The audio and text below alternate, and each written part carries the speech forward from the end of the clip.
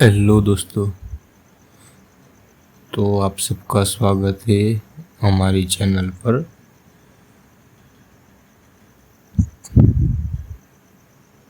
तो आज हम शुरू करने वाले हैं जो कि हमारा भौतिक विज्ञान का जो भी बाकी है वहाँ से। और सॉरी, इतने दिन क्या होता है कि ज़्यादा अब एग्ज़ाम चली गई है तो मैं ज़्यादा पढ़ता नहीं हूँ, तो ज़्यादा मैं वीडियो नहीं बना पाता और टाइम नहीं मिलता, काम खेत वगैरह रहता है। तो आज हम बिना टाइम बर्बाद किए जे 8 मई से शुरू किया था वहाँ से शुरू करते हैं। तो कि भूमिखंड અને મહાસાગરો। अब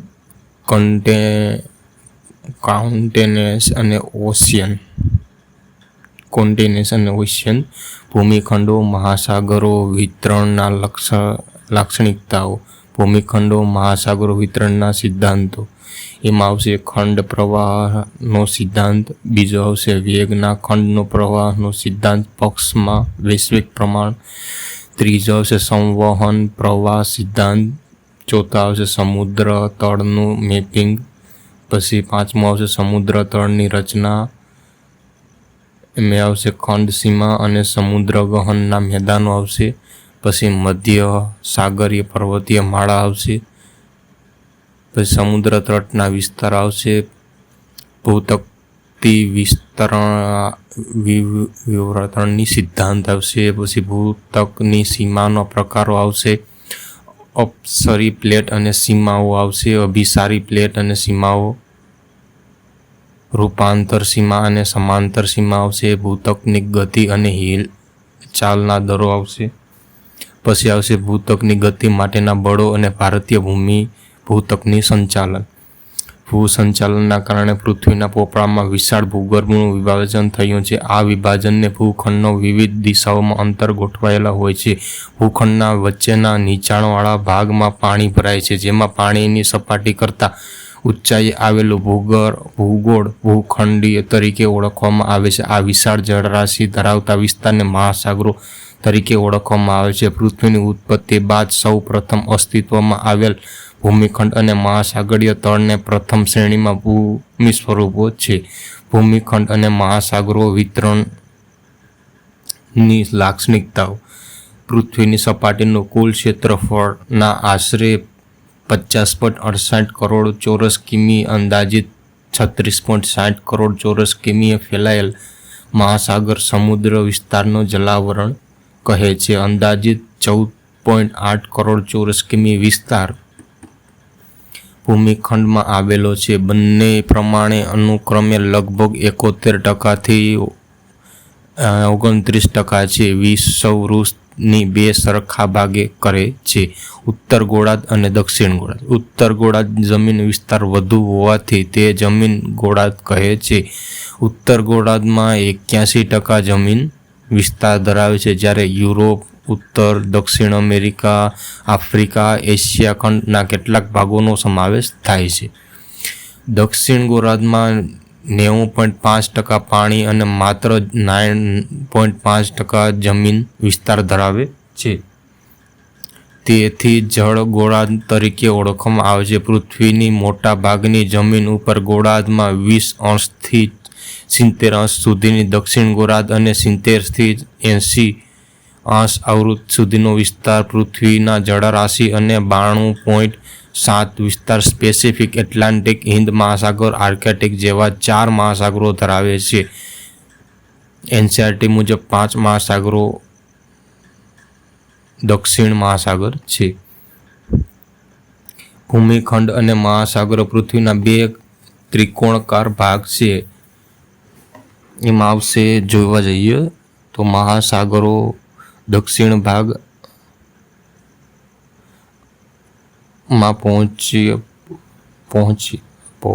પહોળા ઉત્તર તરફ જતા સાંકડા જોવા મળે છે, જેમ ભૂમિખંડ ઉત્તર ગોળાર્ધમાં પહોળા અને દક્ષિણ ગોળાર્ધમાં સાંકડા થતા જાય છે।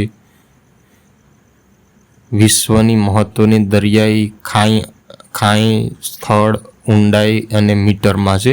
તો પહેલાં તો ખાઈની મરિયાના એ ઉત્તર પેસિફિક સમુદ્ર 10.998. આપણે જોવા જઈએ તો આ હિમાલય કરતાં પણ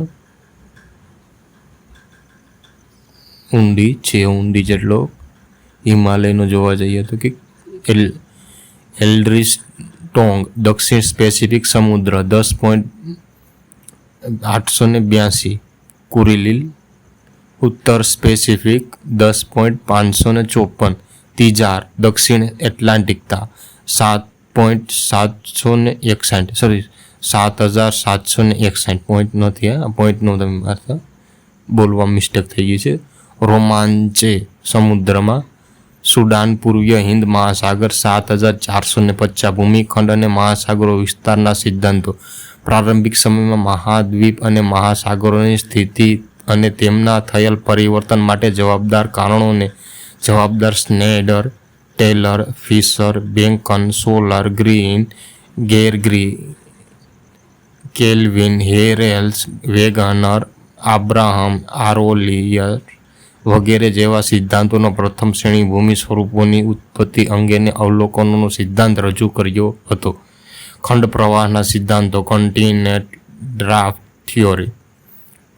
આબ્રાહમ ઓર્ટેલિયસ અને વર્ષ 1596માં વેગેનરના ખંડ પ્રવાહના સિદ્ધાંત જેવા એક વિચાર રજૂ કર્યો હતો, જેમાં તેમના દ્વારા દક્ષિણ અને ઉત્તર અમેરિકા, યુરોપ અને આફ્રિકા એક સાથે જોડાયા હોવાની સંભાવના વ્યક્ત કરી હતી. વર્ષ 1912માં જર્મનીના આબોહવા વૈજ્ઞાનિક, ક્લાઇમેટોલોજિસ્ટ અને ભૂવૈજ્ઞાનિક જિયોગ્રાફિસ્ટ આલ્ફ્રેડ વેગનરે વેગેનાર વર્તમાન ભૂખંડમાં અને મહાસાગરોની ઉત્પત્તિ, તેમના વિતરણ સમજવા માટે ખંડ પ્રવાહનો સિદ્ધાંત કોન્ટિનેન્ટલ ડ્રાફ્ટ થિયોરી રજૂ કર્યો. વેગેનારના મત મુજબ 20 કરોડ વર્ષ પહેલાં બધા જ મહાદ્વીપો એક સાથે જોડાયેલા હતા. તે એક ખંડ અને પેન્જિનિયા નામ આપવામાં આવ્યું હતું. પેન્જિનિયા જર્મન ભાષાનો શબ્દ છે જેનો અર્થ થાય છે આદિખંડ થાય છે. પેન્જિનિયા ઉત્તર ભાગમાં લોરેશિયા અથવા તો અંગારાલેન્ડ, હાલના ઉત્તર અમેરિકા, યુરોપ ખંડનો છે, અને દક્ષિણ ભારતમાં ગોંડવાલેન્ડ, હાલના અમેરિકા, આફ્રિકા, દક્ષિણ ભારત, ઓસ્ટ્રેલિયા, એન્ટાર્કટિકા ખંડ વગેરે ખંડ કહે છે. લોરેશિયા અને ગોંડવાલાલેન્ડ બંને વચ્ચે પૂર્વથી પશ્ચિમ દિશામાં ફેલાયેલ છીછરો સમુદ્ર ટેથીસ હતો. પેન્જિનિયા મહાખંડને ચારે બાજુ વિશાળ પેન્થાલસા મહાસાગર આવેલો હતો. આમ પેન્થાલસા કાળક્રમે વિભાજિત થતાં આજના ભૂમિખંડ, કોન્ટિનેન્ટ્સ, મહાસાગરો, ઓશિયન અસ્તિત્વમાં આવ્યા.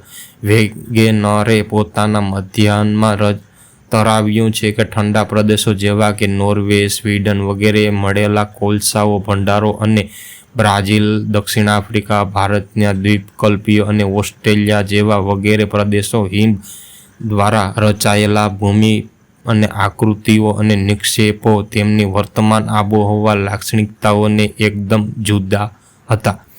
આ પ્રકારની વિશેષતાઓ જોયા બાદ વેગેનરે બે સંભાવનાઓ પર વિચાર કર્યો, જેમાં પહેલી છે, જો આ સ્થળીય ભાગો એક જગ્યાએ સ્થિર હતા તો જળવાયુ કટિબંધ અથવા ઉષ્ણ કટિબંધ સમશીતોષ્ણ કટિબંધનું સ્થળાંતર થયું હશે. અને બીજો છે, જો જળવાયુ કટિબંધ સ્થિર રહ્યો હોય તો સ્થળીય ભાગોનું સ્થળાંતર થવું હોવું જોઈએ.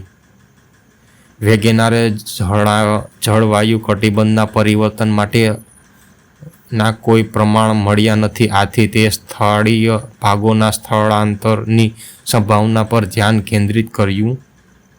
દ્વિજીવયુગ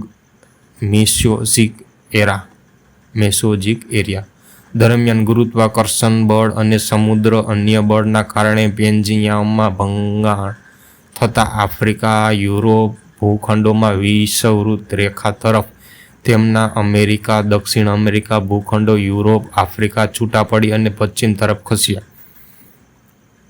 આ છે વિષુવવૃત્ત છે, એમાં આ પેન્જિન છે જ્યારે પહેલાંનો છે. પછી વિષુવવૃત્ત, એમાં લિથોસ્પિયા અને ગોંડવાના આ બે અલગ પડ્યા અહીંથી અહીંયા. જે આ છે 225 મિલિયન વર્ષ પહેલાં છે, આ 150 મિલિયન વર્ષ પહેલાં છે, આ 100 મિલિયન વર્ષ પહેલાં, જેમાં ઉત્તર અમેરિકા બન્યું, એશિયા બન્યું, યુરોપ બન્યું, દક્ષિણ અમેરિકા બન્યું, આફ્રિકા બન્યું, આ ભારત, ઓસ્ટ્રેલિયા અને એટલાન્ટિક. જોકે ભારત અહીંયાથી આફ્રિકામાંથી અલગ થઈ ગયો, તે માટે આપણે ઘણીવાર જોઈએ તો આ બેની સીમા એક જેવી જ જોવા મળે છે. પછી આપણે જોઈએ તો કે આફ્રિકામાં પણ સિંહ જોવા મળે છે, આપણા ભારતના ગુજરાતના સાસણમાં પણ સિંહ જોવા મળે છે. તે અહીંયાના ઘણા આ નિશાનો પણ જોવા મળે છે તેવા વૈજ્ઞાનિકોનું માનવું છે. આ થોડો મને જાણકારી હતી તે મેં તમને દઈ દીધી કે આ રીતે પણ છે. પછી વિષુવવૃત્તમાં ઉત્તર અમેરિકા, દક્ષિણ America, Europe, Asia, Bharat, Africa, Australia, Atlantic વર્તમાન પૃથ્વી.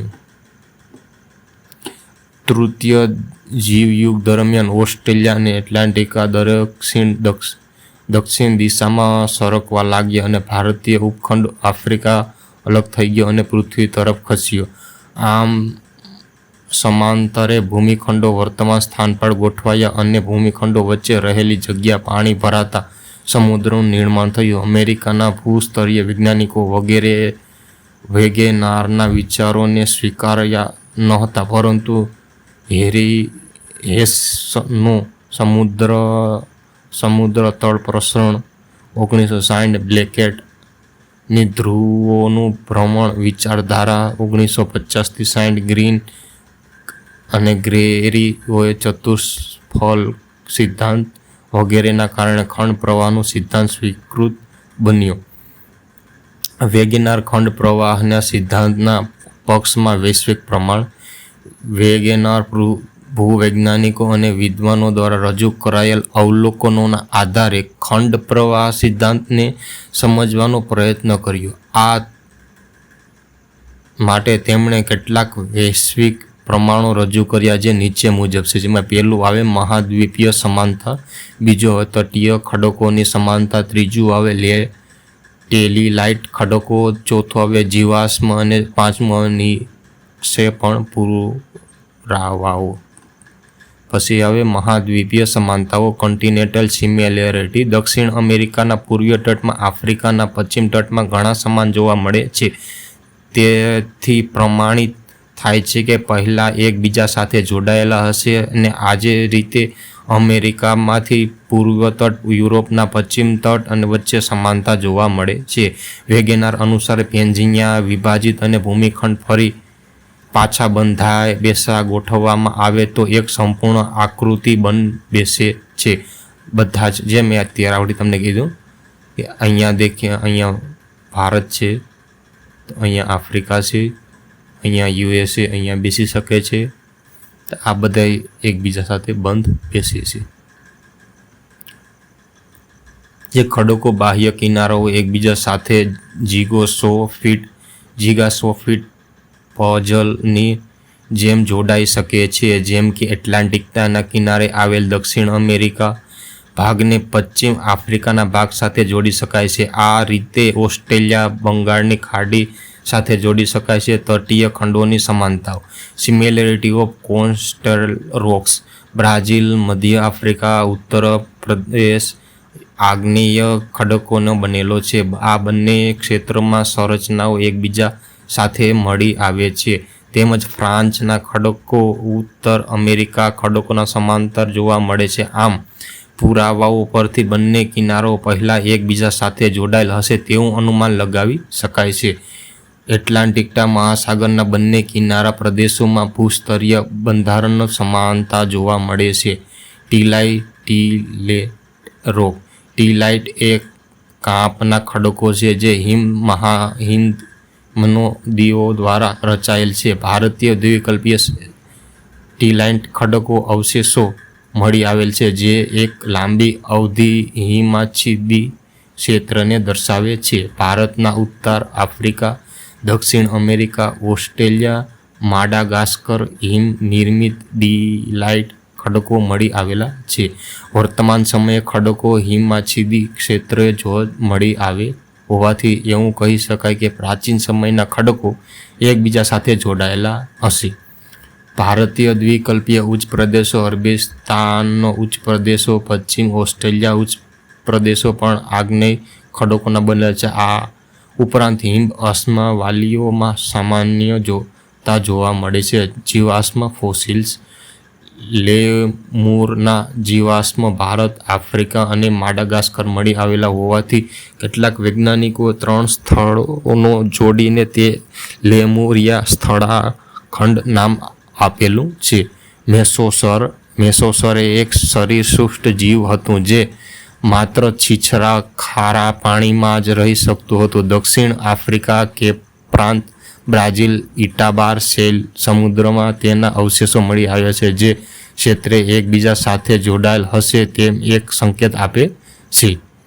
પછી આવે ઓસ્ટ્રેલિયાના જંગલોમાં કોથળી વગરના મિસુપેલ્સ પ્રાણીઓ, દક્ષિણ અમેરિકા પ્રદેશમાં મળેલી અશ્મિમાં સામ્યતા જોવા મળે છે. નિક્ષેપણ પુરાવાઓ, સેડિમેન્ટ એવિડન્સ, આફ્રિકાના ઘટના તટ પર સોનાયુક્ત ખડકોની ગેરહાજરી હોવા છતાં સોનાના નિક્ષેપો જોવા મળે છે, જ્યારે સોનાયુક્ત ખડકો શિલાઓ બ્રાઝિલમાં મળી આવે છે.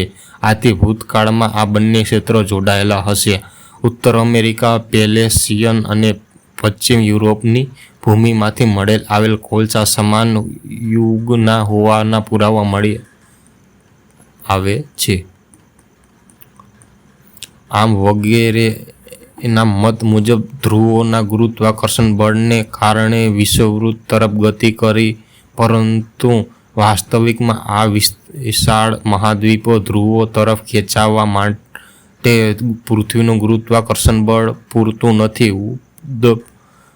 તદુપરાંત ચંદ્રનું ગુરુત્વાકર્ષણ આટલું નથી કે તે વિશાળ ખંડોને પોતાના બળ વડે જકડી રાખે.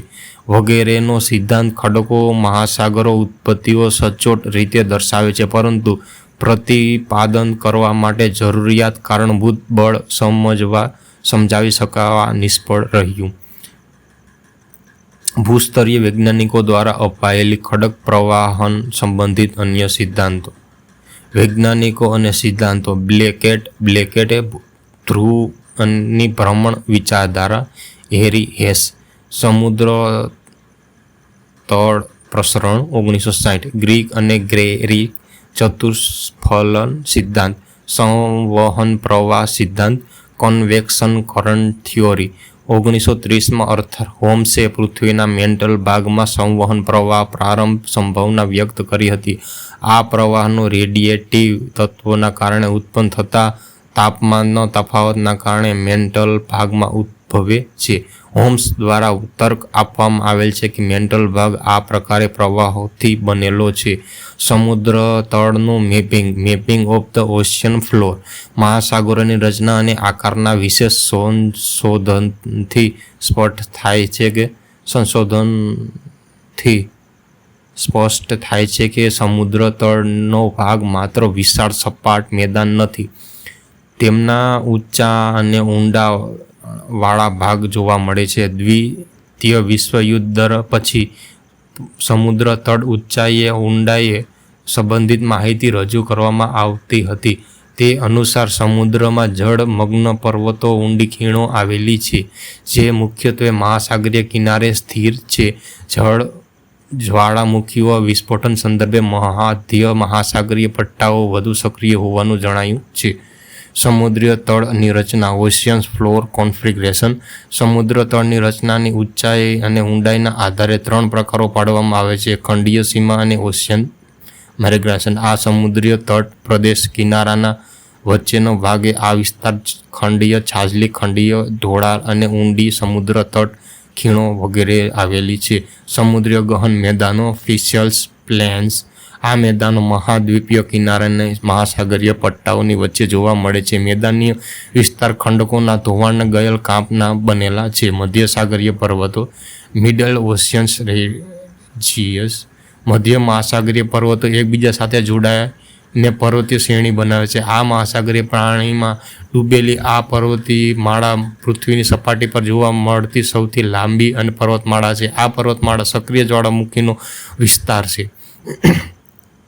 સમુદ્ર તટનો વિસ્તાર ખડકના ચુંબકીય અભ્યાસ અને સમુદ્રના મેપિંગને નીચે ઉજાગર થયા છે. સામાન્ય રીતે મહાસાગરીય પટ્ટામાં જ્વાળામુખીઓ પ્રસ્ફોટન સામાન્ય છે. પ્રસ્ફોટન સમયે ખૂબ જ માત્રામાં મેગ્મા બહાર નીકળે છે. મહાસાગરીય પટ્ટામાં ભાગની બંને બાજુએ સમાન અંતર મળી આવેલ ખંડકોનું નિર્માણ સમય, સંરચના, સંગઠન અને ચુંબકીય ગુણધર્મોની સમાનતા છે. મહાસાગરીય પટ્ટા નજીક આવેલ ખડકોને ચુંબકીય ગુણધર્મો જોવા મળે છે. આ ખડકોને નવીન પ્રકારના ખડકો કહે છે. મહાસાગરીય તટના ખડકોને કાર્બન ડેટિંગ કરવાથી એ સ્પષ્ટ થયું છે કે મહાસાગરીય પટ્ટાઓમાં ખડકો મહાદ્વીપો અને ખડકો કરતાં નવા છે.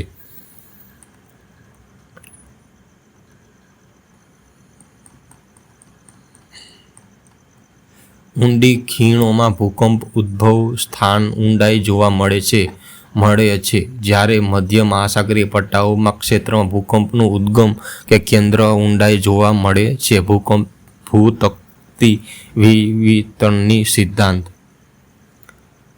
પ્લેટ ટેક્ટોનિક થિયોરી 1967માં મેકેનિઝ, મોર્ગન અને પાર્કર નામના વૈજ્ઞાનિકે પૂર્વ પ્રચલિત ખડ પ્રવાહ સિદ્ધાંત અને સમુદ્ર તળ પ્રસરણ સિદ્ધાંત આધારે ભૂતકની વિવરણનો સિદ્ધાંત રજૂ કર્યો છે. આ વિવરણ ભૂતકના લિથોસ્ફિયર પ્લેટ પણ કહે છે. પૃથ્વીની સપાટી પર આવેલ નક્કર અને ઘન પોપડા ક્રસ્ટ તથા મેન્ટલનું સૌથી ઉપરનું નક્કર ઘન સ્તર જેમાં સ્ટેનોસ્ફિયરનો પણ સમાવેશ થાય છે. આવા નક્કર ભૂમિય ભાગને તકતી પ્લેટ્સ કહે છે. મહાદ્વીપીય મહાસાગરીય વિવરણીય પ્લેટો મૃદાવરણથી બનેલા ઘન ખડકોને વિશાળ અને નિયમિત આકારોના બ્લોક છે. આ પ્લેટો એસ્થોનોસ્ફિયર પર આડી રીતે ખસે છે. મૃદાવરણમાં પોપડો અને ઉપલા આવરણોનો સમાવેશ થાય છે, જેને જાડાઈ મહાસાગરમાં 5 થી 100 કિમી અને ખંડીય ભાગમાં 200 કિમી સુધીની હોય છે.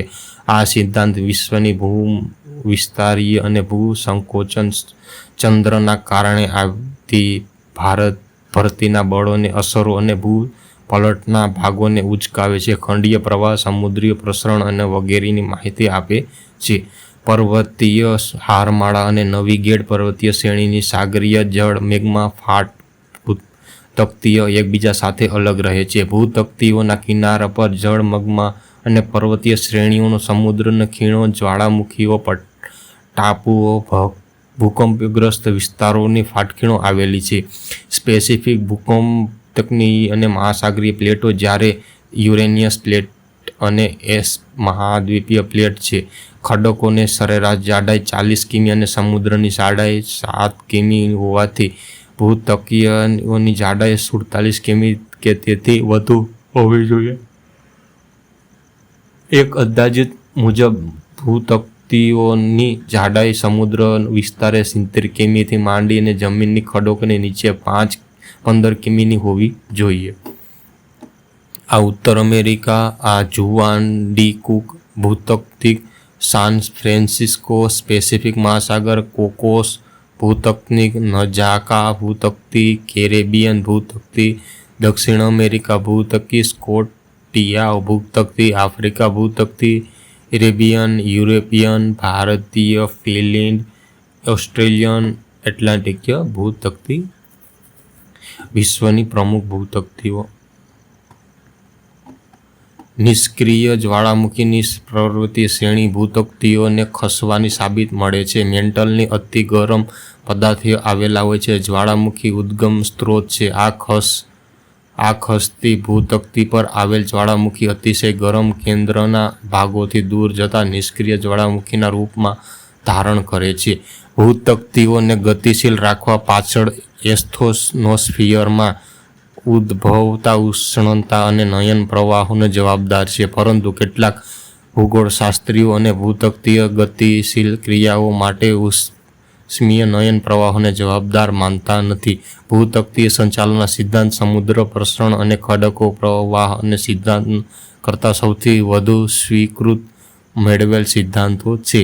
ભૂતકતીય વિવરણના સિદ્ધાંત મુજબ પૃથ્વીના મૃદામાં 7 મુખ્ય ભૂતકતીઓ અને 20 ગૌણ ભૂતકતીઓ આવેલી છે. આ 7 મુખ્ય ભૂતકતીઓ નીચે છે. એટલાન્ટિકતા ભૂતકતી, જે એટલાન્ટિકતા ખંડના એટલાન્ટિકની ચારે બાજુએ ઘેરાયેલી મહાસાગરીય ભૂતકતી છે. ઉત્તર અમેરિકાની ભૂતકતી, આ ભૂતકતી સામેલતા ભાગીમાં છે. આ એન્ટાર્કટિકા, પશ્ચિમ એટલાન્ટિકના મહાસાગર, દક્ષિણ અમેરિકા પ્લેટ અને કેરેબિયન.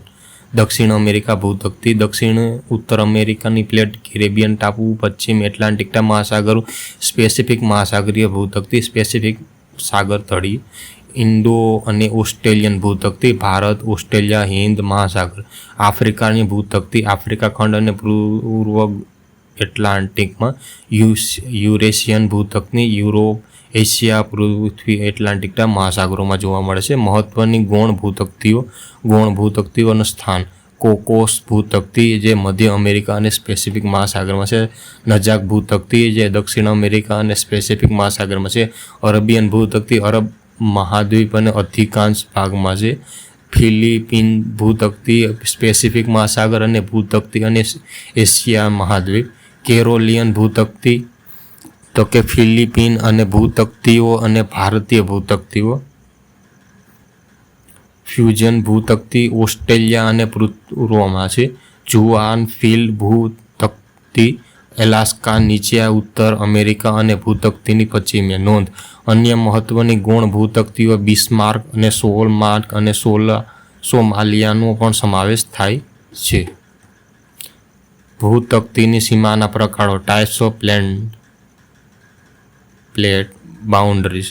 ભૂતકતીઓને પોતાના સ્થાનમાં ફેરફાર કરીને મુખ્ય રીતે 3 સીમાઓનું નિર્માણ કરે છે: આસપાસની પ્લેટની સીમાઓ, ડિવર્જન્ટ પ્લેટ બાઉન્ડરી, અભિસારી પ્લેટ સીમાઓ,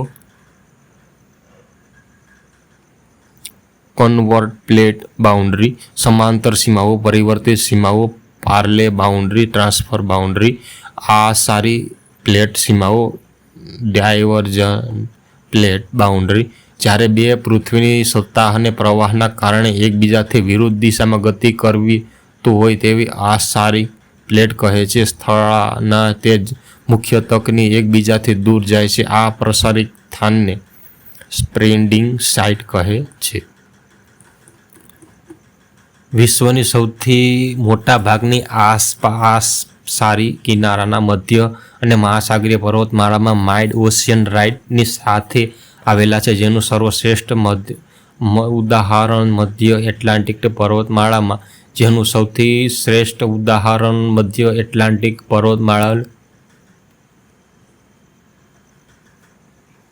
એટલાન્ટિક રાઇડ છે. અહીંયા અમેરિકા, યુરોપ, એશિયન અને આફ્રિકન ભૂતકતીઓની એકબીજાથી અલગ થઈ રહી છે. અભિસારી પ્લેટની સીમાઓ, કન્વર્જન્ટ પ્લેટ બાઉન્ડરીઝ. જ્યારે બે પૃથ્વી તકની એકબીજા તરફ આગળને કરે છે, નજીક આવી અને અભિસારી પ્લેટ કહે છે. જ્યારે બે અભિસારી ભૂતકતીઓને એકબીજા સાથે અથડાય છે, ત્યારે એકબીજાની ઘનતા ધરાવતી ભૂતકતી ઓછી ઘનતા ધરાવતી ભૂતકતી નીચે સરકી વિલય થઈ અને નાશ પામે છે. એ સ્થાનને ભૂતકતીની નીચે સરકે તેને સ્વપ્રવર્તિત ક્ષેત્ર કહે છે. અભિસારી પ્લેટના 3 પ્રકારો છે: મહાસાગરીય અને મહાસાગરીય ભૂતકતીનું સંચાલન, મહાસાગરીય દ્વિભૂમિ અને સ્તંભીય, મહાદ્વીપીય મહાદ્વીપ અને ભૂમિ. આજ અહીંયા એટલું રાખીએ, કાલે પછી આગળનું.